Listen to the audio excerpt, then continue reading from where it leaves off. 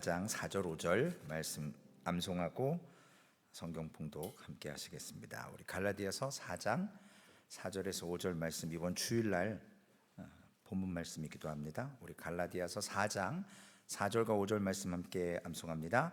때가 참에 하나님이 그 아들을 보내사 여자에게서 나게 하시고 율법 아래 나게 하신 것은 율법 아래 있는 자들을 속량하시고 우리로 하나님의 아들의 명분을 얻게 하려 하심이라. 갈라디아서 4장 4절에서 5절 말씀. 아멘.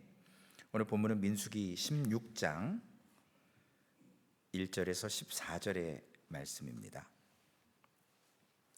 본문이 길지만 우리 본문에 이야기가 담겨 있기 때문에 우리 1절 말씀부터 14절까지의 말씀을 함께 읽으시겠습니다.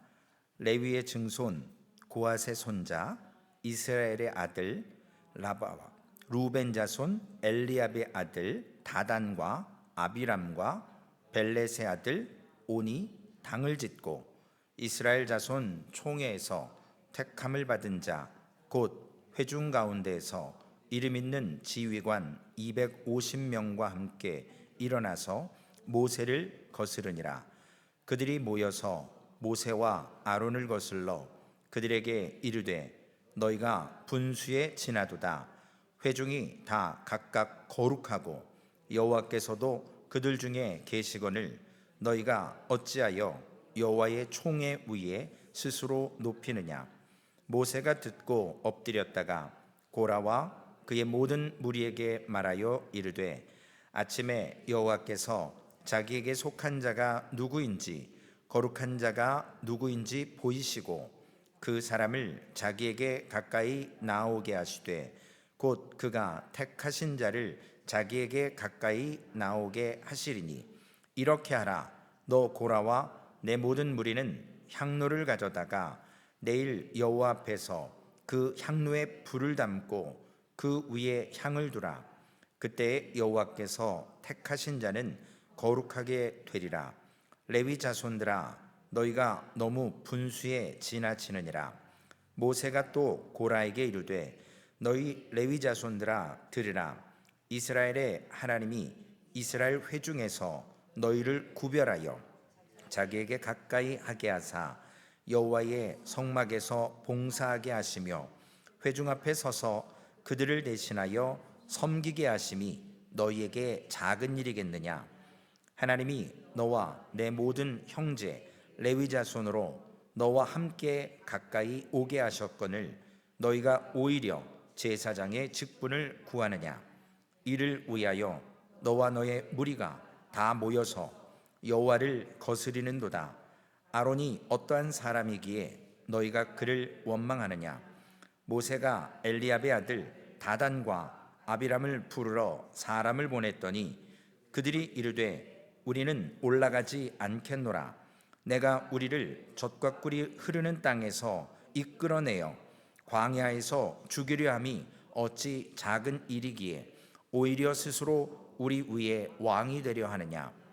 이뿐 아니라 내가 우리를 젖과 꿀이 흐르는 땅으로 인도하여 드리지도 아니하고 밭도 포도원도 우리에게 기업으로 주지 아니하니 내가 이 사람들의 눈을 빼려느냐. 우리는 올라가지 아니하겠노라. 아멘.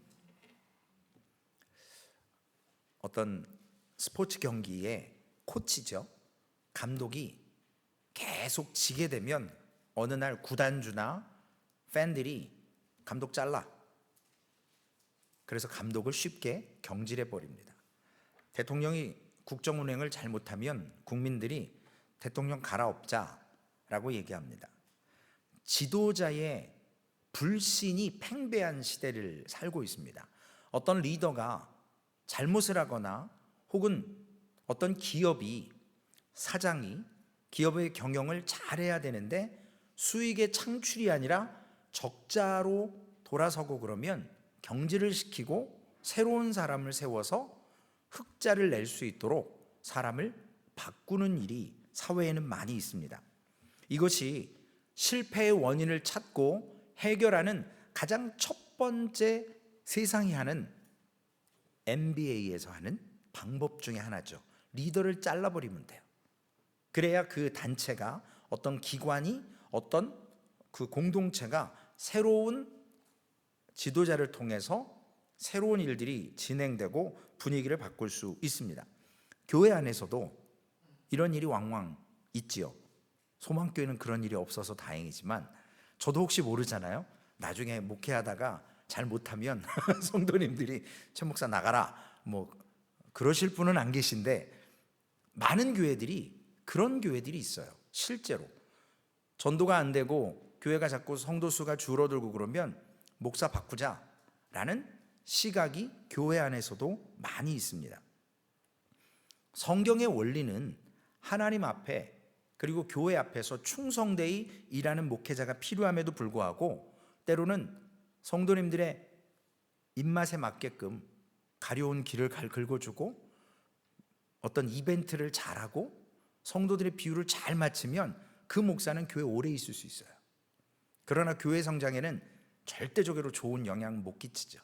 그러나 반대로 좀 독설이 있고 설교가 좀 강하고 진리를 선포하면 성도님들이 듣기 거북하고 참 힘들어하지만, 그런 목사들은 사실은 교회 오래 남아서 목회하는 것이 쉽지 않은 그런 현대의 교회들의 모습을 봅니다.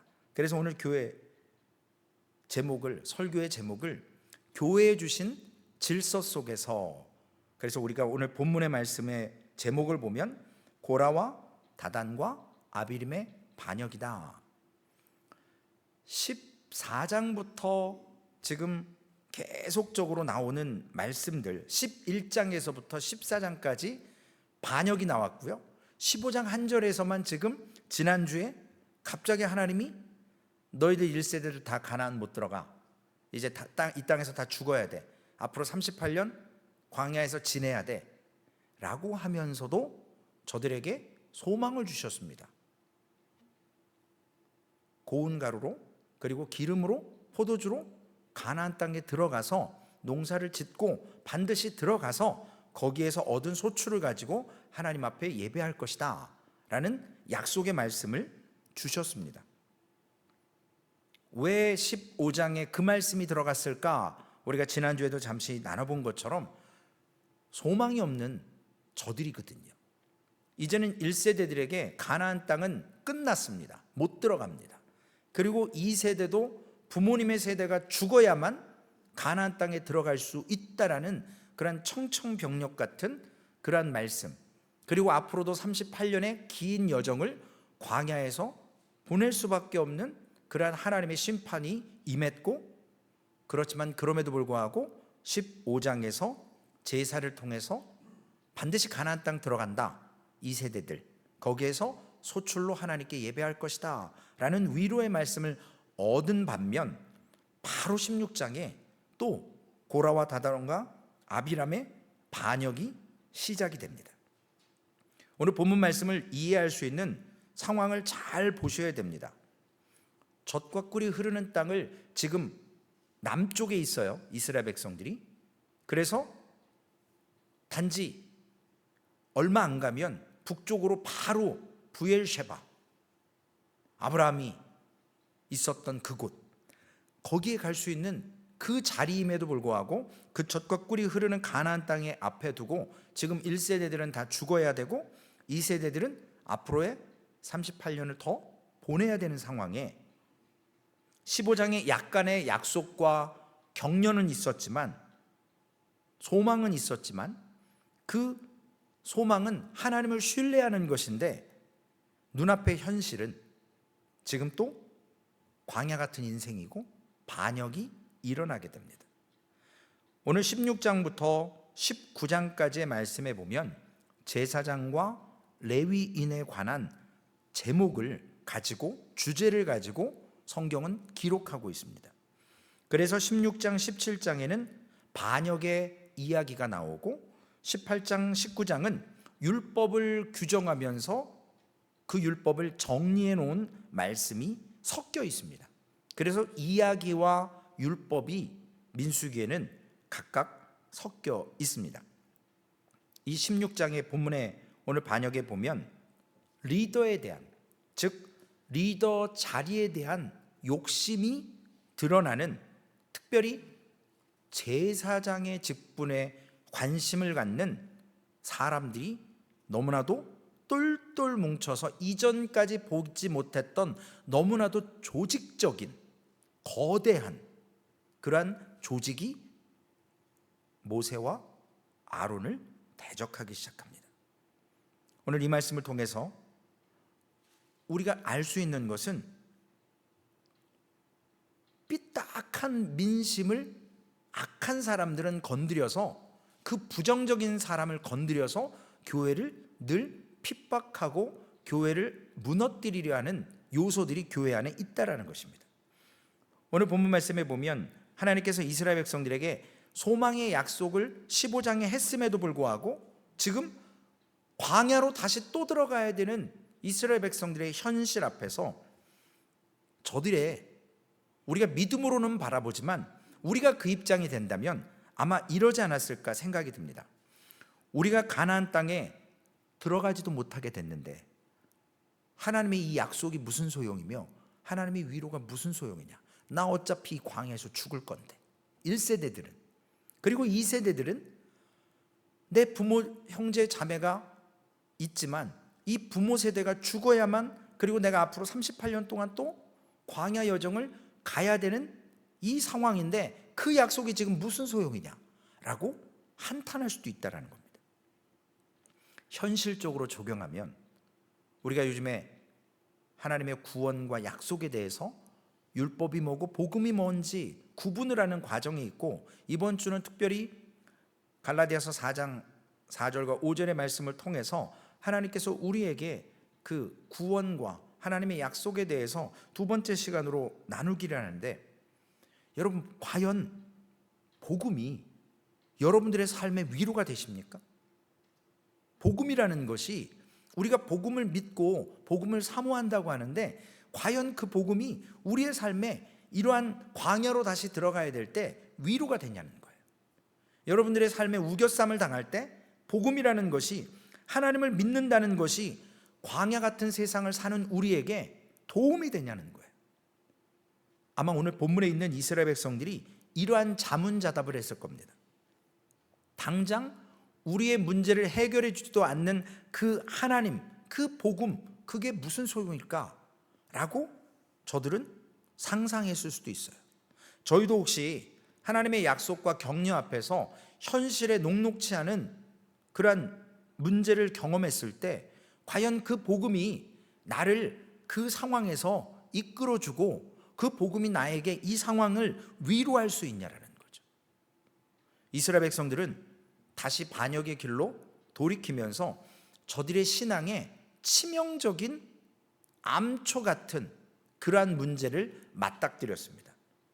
우리도 삶에서 과연 이 신앙이 유용하냐, 교회 다니는 것이 과연 빛과 소금의 역할, 성경은 소금과 빛이라고 그랬어요. 소금과 빛의 역할을 과연 우리에게 이게 효능이 있느냐는 거죠. 우리가 감기를 걸리면 어떤 약을 먹지 않습니까? 감기약은 없다고 그러잖아요. 사실은 그냥 어느 일정 기간이 지나야 회복이 되는 건데, 우리가 어떤 약이 있어요. 그 약을 먹는 이유는 그 증상이 나아지기 위해서 그래요. 그런데 약은 그 효과가 있기 때문에 만들어졌어요. 그러면 복음이라는 것이 우리에게 어려운 상황일 때 과연 능력이 되냐는 거예요. 홍 집사님 오늘 로마서 1장의 말씀처럼 복음이 하나님의 능력이라고 그러는데 그 능력이 우리에게 진짜 삶에서 능력이 되냐는 거예요. 그 어려운 부지불식간에 정말 어떻게 할 수 없는 그 상황에 그 신앙이, 그 복음이 빛을 발하냐는 거죠. 번번이 우리는 솔직히 얘기하면 넘어지기 십상일 것이고, 기회가 있을 때마다 어떻게 하면 편법을 쓰더라도 세상적인 기회를 잡아서 정말 할 수만 있거든 좀 쉽게 가지 않을까 하는 욕심이 생기는 것이 우리의 본성입니다. 이것이 우리의 신앙을 가로막는 문제가 될 수 있다는 것입니다. 오늘 본문의 말씀을 다시 한번 보면 하나님을 믿는 믿음 안에서 저들은 소망이라고 하는 가나안 땅, 앞으로 38년 지나야 이루어질 고 밟을 수 있는 그 땅, 지금 15장에서 잠깐 소망은 주셨지만 반드시 들어간다고 약속했지만 앞으로 38년을 더 광야 생활을 해야 되는 이때에 저들에게 그 앞날 38년 후의 그 소망 때문에 오늘 이 광야의 삶을 즐기면서 감사하면서 살 수 있는 사람이 과연 얼마나 될 것인가? 참된 신앙은 우리의 안목이나 우리의 육신에 보여지는 한계를 뛰어넘는 영원한 것을 바라보고 사모하는 것인데, 즉 믿음은 바라는 것들의 실상이고 보이지 않는 것들의 증거라고 하시는데, 세상의 문제에 얽혀서 이 믿음 안에서 참된 소망을 바라보며 천국을 품으며 광야 같은 인생을 여러분들이 잘 견뎌내고 계시는 것 같지만, 오늘 불신앙하는 본문의 많은 사람들이 우리를 실망시키고 우리도 전염될 가능성이 많다라는 겁니다. 특별히 하나님이 교회에 주신 그 질서를 흐트리는 무리들이 교회 안에 있다라는 것입니다. 결국 이 불신앙은 고라와 다단, 아비람과 온, 그리고 250명의 지휘관들, 즉 리더들이 모세와 아론을 너무나도 당당하게 담대하게 지금 대항하며 반항하는 것입니다. 결국 그들의 하나 목적은 뭐냐면 자기들의 탐심이거든요. 지금 내 위치보다, 오늘 새벽 예배 말씀하고 비슷하죠, 홍 집사님? 우리 인간은 죄가 뭐죠? 죄라는 게 뭐냐고요? 루시퍼가 자신의 자리를 왜 이탈했습니까? 하나님의 자리를 찬탈하려고 하는 거예요. 우리 인간은 우리가 왕이 되기를 원해요.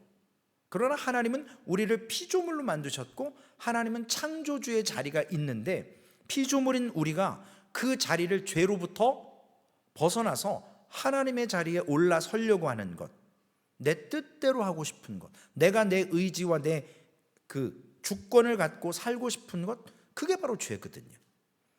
하나님의 창조의 섭리에 의해서 피조물의 자리에 서 있어야 돼요. 하나님이 맡겨주신 자리에 서 있어야 됩니다. 오늘 거짓 지도자들의 삐뚤어진 그 마음이 허황된 탐심으로, 탐욕으로 지금 모세와 아론을 대적하게 만듭니다. 소수의 반역자들이 250명이라고 하는 유능한 리더들과 함께 삐뚤어진 그 불평했던 백성들과 규합해서 지금 쿠데타를 일으켜요. 얼마 전에 러시아 그 사건을 보셔도 알잖아요. 오늘 먼저 고라라는 이름을 우리가 주의해 봐야 합니다. 레위의 증손, 본문에 보면 고앗의 손자 이스라엘의 아들 고라. 모세와 아론이 이 사촌지간이거든요. 지금 할아버지가 같아요. 할아버지가 같고 아버지가 지금 달라요. 모세와 아론은 이쪽 아브람 자손이고, 아므람, 이쪽은 이 고라와 그 고앗의 자손이에요. 사촌지간이에요. 그런데 모세와 아론은 하나님을 대면하고 대제사장의 직분을 가졌는데, 이 고라는 그 지도자의 역할을 감당을 못하고 있거든요. 성막을 돕는 레위 지파 사람으로서 쓰임만 받는 거예요. 성소의 지성물을 담당하는 일을 허락하셨습니다. 그런데 그것이 만족함이 없는 거예요. 고앗의 장남이었던 아므람의 장자 아론은 제사장이 됐는데, 고라는 고앗의 둘째 아들 이스라엘의 장자로서 고앗의 자손의 지도자가 됐어야 되는데 지도자가 못 됐어요. 그리고 우시엘의 아들 엘리사반이라고 하는 사람이 지도자가 돼버려요. 이런 문제에 있어서 자리에 대한 욕심이 생기기 시작하는 거예요. 야, 쟤나 나나 지금 같은 학렬이고 사촌지간인데, 그리고 내가 우리 자손의 리더가 됐어야 되는데 엘리사반이 됐거든요. 그러니 이종지간이고 만만하게 보이는 거예요. 자기가 지금 지성물을 감당하는 것보다 대제사장, 제사장의 직분을 원하는 거예요. 그런데 두 번째로는 여기에 가담한 루벤 지파에 속한 다단과 아비람 그리고 온이라는 사람들이 나옵니다. 루벤 지파가 누구냐고요? 이 다단과 아비람은 엘리압의 아들 형제들이었고요. 좀 어렵지만 다들 루벤 지파에 속해요. 이 루벤 지파는 야곱의 실제적인 장자예요. 그런데 장자 역할을 못해요. 왜 그렇죠? 아버지 야곱의 첫 비라를 범했어요. 아버지의 침상에 기어 올라가서 아버지를 욕보였어요. 그래서 그 장자의 직분을 루벤은 빼앗깁니다.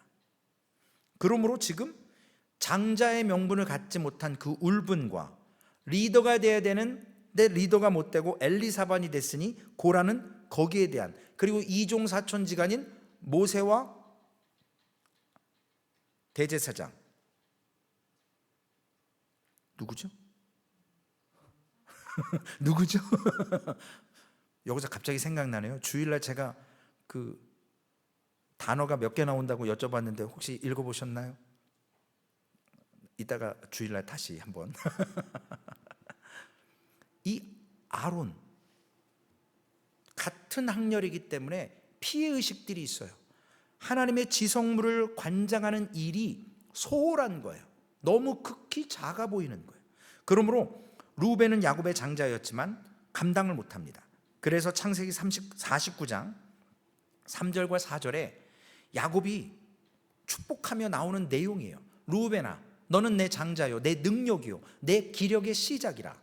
위풍이 월등하고 권능이 탁월하다마는 물이 끓음 같은즉 너는 탁월하지 못하리니 내가 아버지의 침상에 올라 더럽혔음이로다. 그가 내 침상에 올랐었도다. 루벤의 후손들은 장자의 집안인데 실질적인 장자 역할을 못해요. 이 죄 때문에, 조상의 죄 때문에.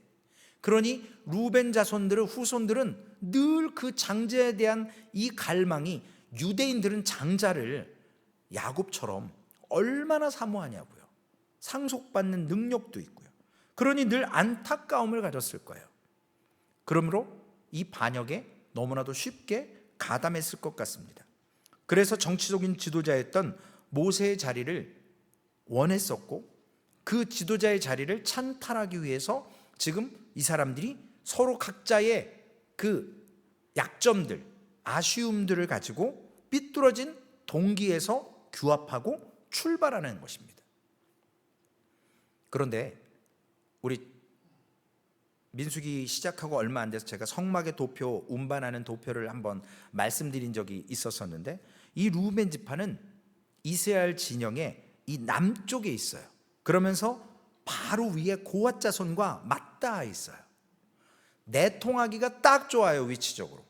그래서 신학자들은 이 남쪽에 있는 반란이다라고 본문을 해석하기도 합니다. 왜냐, 서로 이렇게 붙어 있다 보니까 서로 자신들의 그 약점들, 그 아쉬움들을 이야기하고 하다 보니 결국 이런 반란까지 오게 됐다라는 것이죠. 그리고 세 번째로는 250명이나 되는 지휘관들입니다. 이 사람들은 오늘 본문 말씀에 보면 이름 있는 지휘관들이었어요. 한마디로 능력 있는 자들입니다. 이들이 당을 지었는데 본문 말씀에 보면 이들에게 취했다라는 말씀이 있고요. 개역 개정은 당을 짓다 그랬습니다. 그리고 영어 성경 ESV에 보면 사람들을 취했다, 사람들을 포섭한 거죠. 어떤 학자들은 본문을 이렇게도 해석합니다. 대담해졌다, 무례해졌다, 건방져졌다 라고 당을 지었다라는 표현을, 해석을 이렇게 했습니다. 자, 그러면 이 반역을 일으키는 그들의 논리가 뭐냐는 거예요. 그들이 주장하는 이유가 있으니까 쿠데타를 하는 거 아니에요. 백성들을 선동할 만한 어떤 그 주제가 있어야 될 거 아니에요. 이해시킬 만한 게 있어야 될 거 아니에요. 오늘 본문 3절입니다.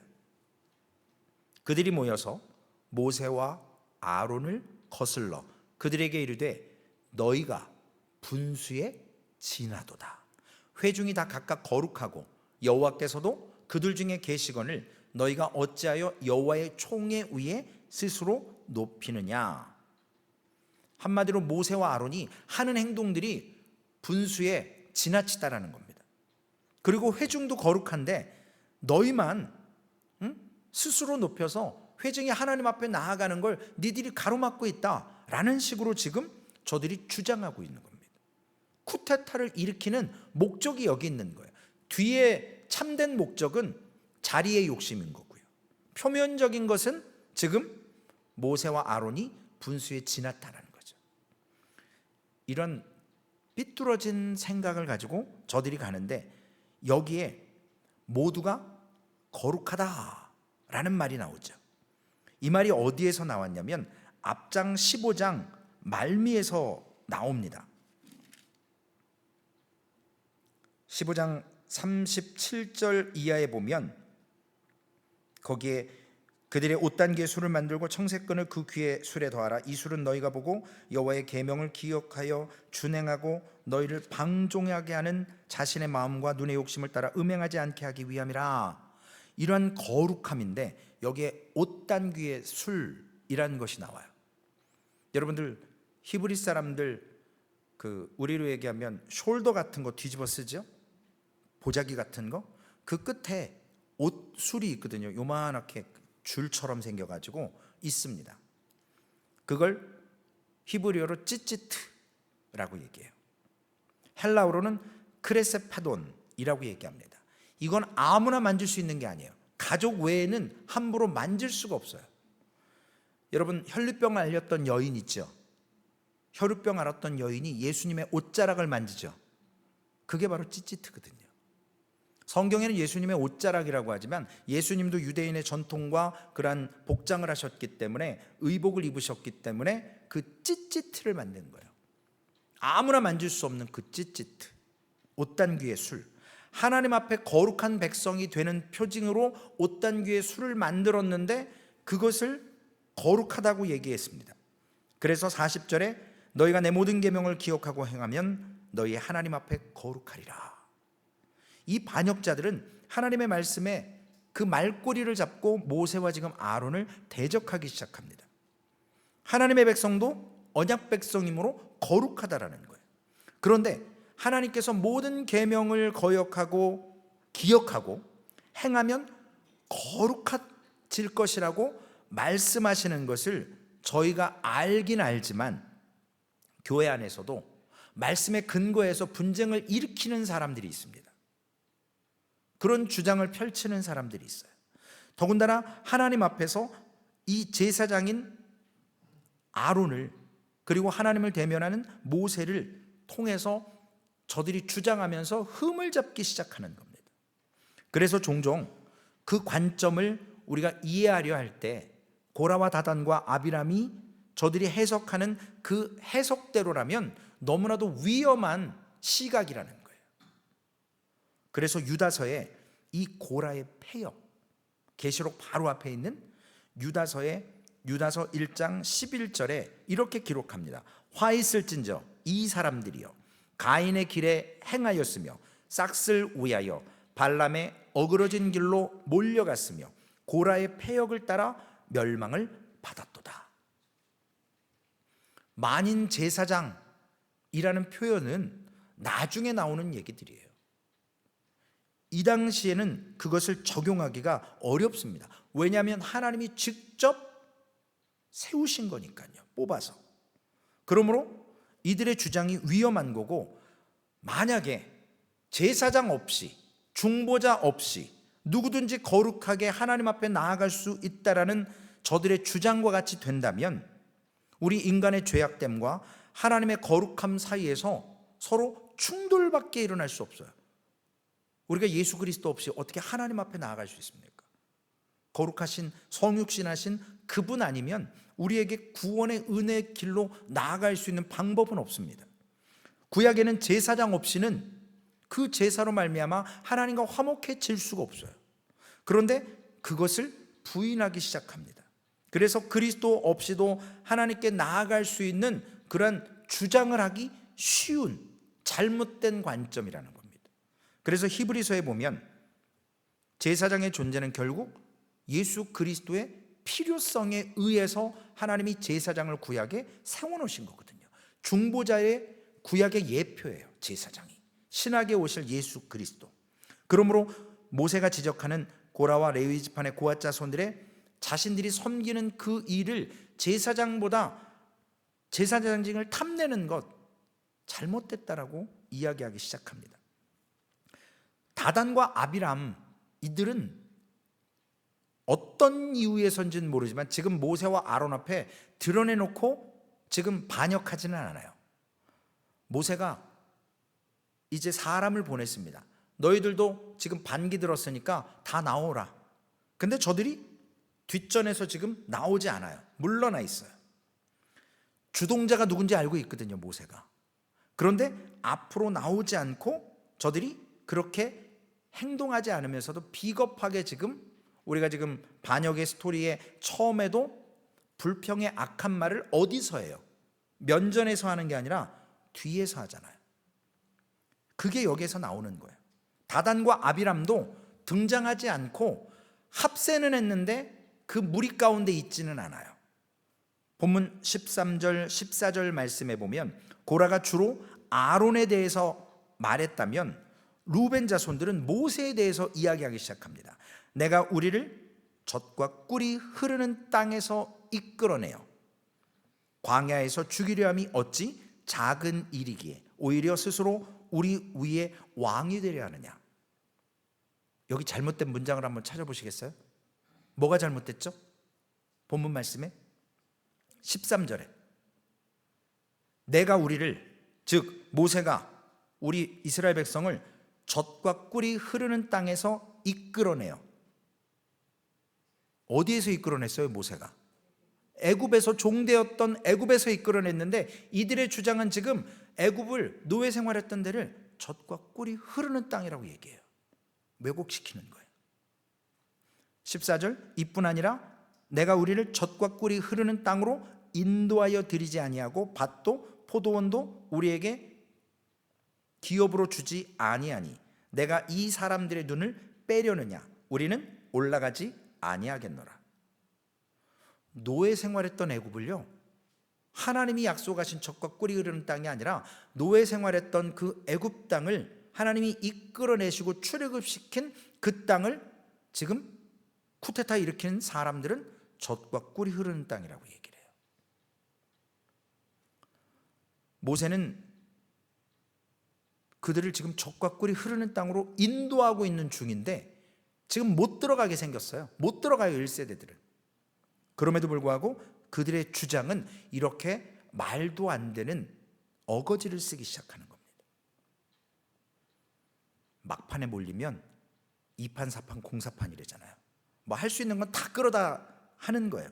모든 실패의 책임. 지금 14장에서 그리고 15장에서 아예 이제는 1세대들 가나안에 못 들어간다. 하나님이 딱 판결을 내리셨는데 이 판결이 끝나고 나자 우리 이제 가나안 땅 못 들어간다? 실패했다? 책임을 누구에게 돌리는 거예요? 자기네들이 정탐하고 자기네들이 두려워서 안악자손 보고 못 가겠다고 해놓고 여호와께서 올라가서 취하라고 그랬는데 정탐해보고 정탐해봤더니 두려워요. 땅은 좋아요. 그런데 못 가겠는 거예요. 무서워서, 두려움에. 결국 그거의 대가로 하나님께서 젖과 꿀이 흐르는 땅을 38년 동안 못 들어가게 하고 1세대들을 광야에서 죽인다고 했을 때 그 실패의 책임을 지도자 모세에게 돌리는 거예요. 이것이 성경이 이야기하는 것입니다. 그 지도자만 바꾸면 자신들의 운명이 바뀔 거라는 일반적인 세상적인 생각을 저들이 하는 겁니다. 그래서 9절 말씀에 모세 앞에서 고라에게 이스라엘의 하나님이 이스라엘 회중에서 너희를 구별하여 자기에게 가까이 하게 하사 여호와의 성막에서 봉사하게 하시며 회중 앞에 서서 그들을 대신하여 섬기게 하심이 너희에게 작은 일이겠느냐. 젖과 꿀이 흐르는 땅에서 이끌어냈다. 애굽 땅이 아니라 노예의 땅이 아니라 이렇게 얘기하는 저들에게 지금 저들의 그 왜곡하는 거, 거짓 이런 것 가지고 오늘 이제 스스로 너희들이 왕이 되려 한다라고 하는 불평과 불만 지도자에게 인신공격을 하게 되어 있습니다. 결국 지금 모세는 어떤 위치냐면 폭군이에요. 독재자예요. 백성들이 그렇게 만들어가는 겁니다. 그래서 내가 우리를 적과 꿀이 흐르는 땅으로 인도하여 드리지 아니하고, 모세가 지금 인도하여 드리지 않는 게 아니잖아요. 자신들이 올라가서 취하지 않았기 때문에 하나님이 못 들어가게 하신 거예요. 자신들의 행동은 기억하지 않아요. 오늘 문맥상 이들에게 적과 꿀이 흐르는 땅을 애굽이라는 것을 우리가 너무나도 잘 볼 수 있습니다. 그리고 모든 실패를 지도자 모세에게 돌리고 있습니다. 그러면 내가 이 사람들의 눈을 빼려느냐라고 하면서 마지막에 모세에게 한 번 더 정말 가슴을 후벼 파는 말을 합니다. 히브리식으로 해석하면 속인다, 기만한다 라는 뜻이 있답니다. 너는 사기꾼이야, 모세.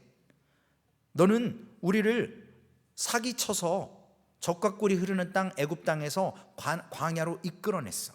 그리고 하나님이 약속했다는 저 적과 꿀이 흐르는 땅 안악 자손이 있는데 거기 우리 들여보내지도 않아. 이렇게 지금 이야기하는 거예요. 이제부터 설교를 시작하겠습니다.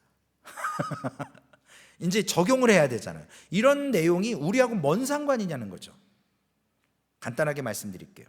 첫 번째로는 우리가 지금 감당하고 있는 사명, 하나님께서 주신 그 사명, 작은 일로 여기지 말고 은혜를 주셨으니 잘 감당해야 된다는 16장 9절 10절에도 보면 이스라엘의 하나님 이스라엘 회중에게 너희를 구별하여 자기에게 가까이 나오게 했고 회중에서 봉사하게 한 거, 이거 작은 일 아니다라는 거예요. 그리고 10절에 하나님이 너와 내 모든 형제 레위 자손으로 너와 함께 가까이 오게 하셨거늘, 지성소 성막이 있는 가장 지근에서 하나님의 임재가 있는 가장 가까운 데서 봉사할 수 있도록 만들어 주셨는데 그 하나님의 임재를 너무나도 우습게 보는 거예요. 제사장 직분을 구한다라는 거죠. 레위 지파의 영광을 갖고 싶은 거예요. 성물 나르는 거 말고 세상 말로 좀 폼나는 일 하고 싶다라는 거예요. 왜 나는 저 자리에 갈 수 없을까? 이 자리가 하나님의 임재를 경험하는 자리인데 얼마나 감사한 자리인데 그 은혜를 모르고 작은 것으로 여기고 더 크게 보이는 제사장의 직분. 탐심은요, 하나님으로부터 받은 그 직분의 영광을 작은 일로 치부하게 만들어버려요. 제가 몇 번 말씀드렸잖아요. 저는 진짜 목사로서 쓰임받는 것만 해도 너무나도 감사하거든요. 저는 성도님들이 그렇게 힘들게 일하면서 헌금하는 걸 몰랐어요. 미국 오기 전까지. 왜냐, 한국에서는 돈 벌어본 적이 없거든요. 고등학교 졸업하고 신학 가서 대학원 가서 풀타임 6년 하고 목사고시 보고 바로 목사가 됐으니까요. 전도사 10년 하다가. 그러니 세상적으로 돈 벌어본 적이 별로 없어요. 물론 짜장면통 들고 보신탕집에서 알바도 해보긴 했어요. 그 아파트 물탱크 청소도 하고 다른 거는 해봤는데 이런 정기적으로 주 풀타임으로 파타임 말고요. 근데 미국 와서 제가 한 지금 8년 정도 미국 생활하는데 근 한 15년 정도 저도 일을 했거든요. 제가 체험했어요. 성도님들의 11조가 이렇게 귀한 거구나. 그제서야 알았어요. 안 벌어봤을 때는 몰랐어요. 왜 성도들이 믿음이 없어서 저렇게 11조를 안 하고 헌금을 안 하지? 그런 생각이 팽배했어요. 그런데 제가 돈을 벌어보니까요, 주에 600불 받을 때 거기서 100불 헌금하기가 그렇게 어려운 거예요. 렌트비 떼고 유틸리티 빼고 뭐 자동차 뭐 이런 거 빼고 하면 정말 남는 게 없거든요. 근데 거기서 11조를 먼저 떼는 게 믿음이더라고요. 지금도 그래요. 그래서 저는 아직 소망교회 마이클 최 집사님 헌금 얼마인지 몰라요. 관심도 없어요. 하나님이 하시는 거죠. 뭐 믿음으로 하시는 거니까 아직까지 관심이 없어요. 하나님 앞에 믿음으로 나가는 것, 내게 부여해 주신 그것을 많이 주든 적게 주든 잘 관리해서 하나님께서 필요할 때도 있게 하시고 부하게도 할 때 있는 거거든요. 탐심이 바로 그거예요. 많아도 탐심이 생기고요, 적어도 탐심이 생겨요. 그러나 자족할 수 있는 마음을 주셨을 때, 지금 하나님 앞에 직분을 감당하는 것이 얼마나 귀한 것인가를 알 때, 즉 구약으로 얘기하면 하나님의 임재가 있는 그 앞에서 주의를 한다는 것이 얼마나 귀한 것이냐는 거예요. 그럼에도 불구하고 폼나는 제사장 하고 싶은 거예요. 이것이 인간의 탐심입니다. 그래서 장자였던 루벤을 꼬드겼고요, 그 이름난 250명의 지도자들을 규합해서 고라와 다단과 아비람이 지금 쿠데타를 일으킵니다. 그래서 레위인들, 고라 자손이 레위인으로서 나도 제사장 될 수 있지 않느냐라는 거예요. 다단과 아비람, 모세의 정치력에 있어서 그 지도력, 지도자로 우리도 쓰임받고 싶다라는 거예요. 만일 이 구약의 반란을 일으켰던 사람들이 자신들이 하나님이 부여해 주신 자리를 자족하는 마음을 갖고 그 은혜를 은혜로 여겼다면 저들의 광야 40년 여정, 즉 우리 지난 화요일 성경 공부했던 우리 마이클 최 집사님하고 우리가 같이 나눴던 그 부분이죠. 왕이 전쟁터 나가서 죽었는데 그게 복이라는 거죠. 세상적으로는 이해가 안 가죠. 38년 동안 저들이 광야에서 죽었어도 자신의 자리를 은혜로 생각했다면 그들 구원 못 받았다고 할 수 없잖아요.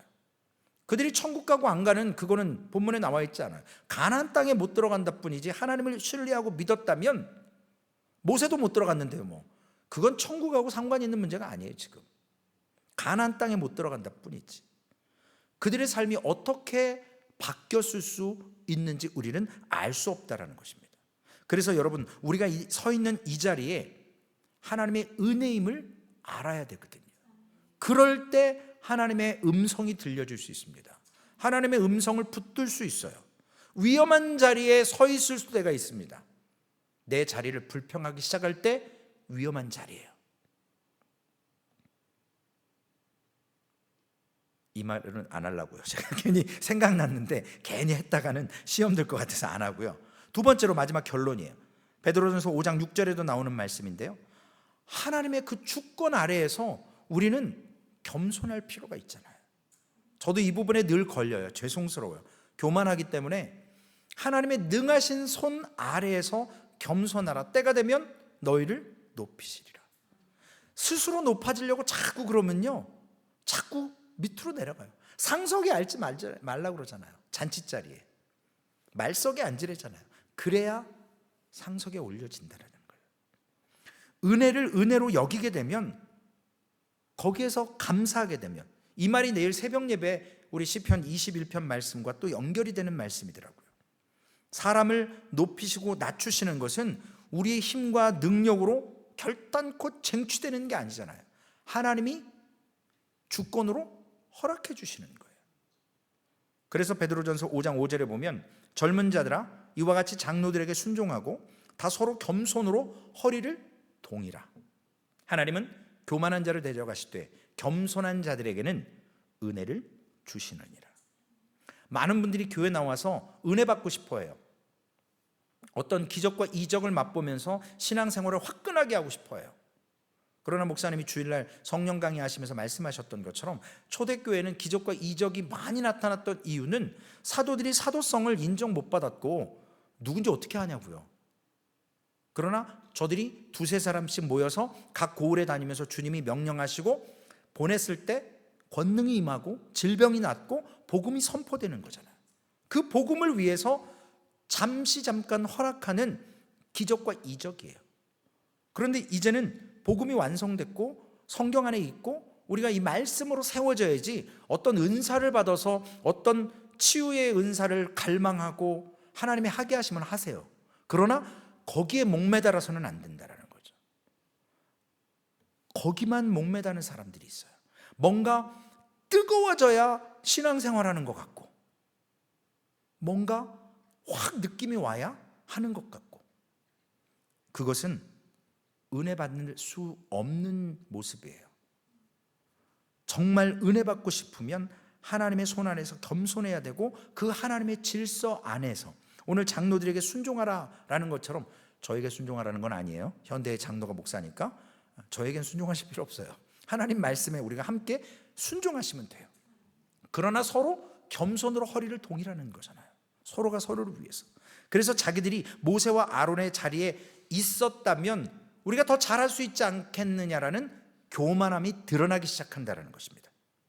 그 교만함에는 하나님의 주권을 인정할 수가 없어요. 교만함이 있으면 하나님의 임재가 있을 수 없잖아요.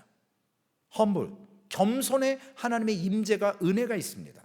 오늘 이 밤 우리 함께 하나님의 주권을 인정하지 않았던 우리의 모습 혹시 있지 않았는가 생각해 보시고, 하나님을 아는 만큼, 하나님을 믿는 만큼 우리가 하나님을 믿음으로 신뢰할 수 있는 거잖아요. 그 하나님의 주권 아래 오늘 겸손하게 은혜를 구하시고, 하나님이 맡겨주신 사명 믿음으로 잘 감당하셔서 교회 하나님께서 주신 그 질서를 세워가시기를, 소망교회는 하나님이 주신 질서가 세워지는 교회 되시기를 주님의 이름으로 부탁을 드리겠습니다. 사랑이 많으신 아버지 하나님, 감사를 드립니다. 정치적으로 사람의 인기에 부합해서 혹은 어떤 목적을 가지고 하나님, 남의 자리를 탐내는 그러한 일들이 너무나도 많습니다.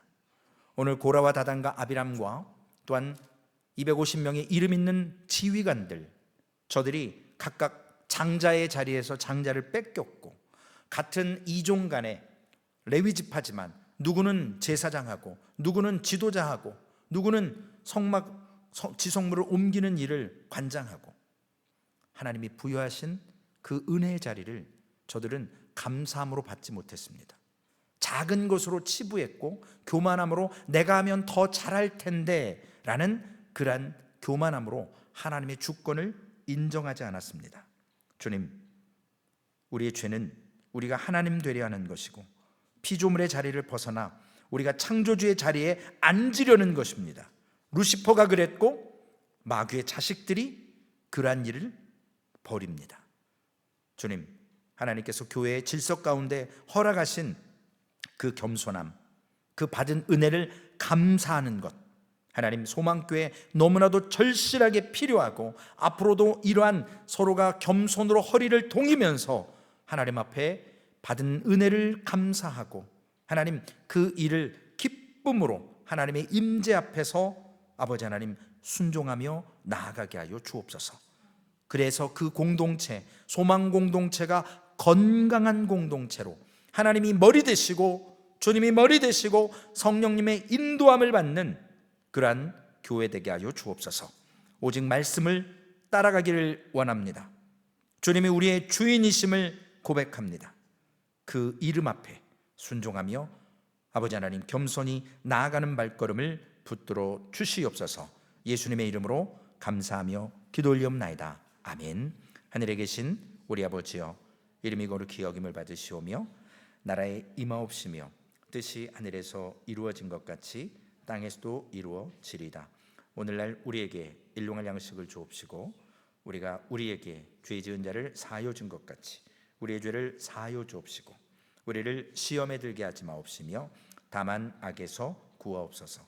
대개 나라와 권세와 영광이 아버지께 영원히 있사옵나이다. 아멘.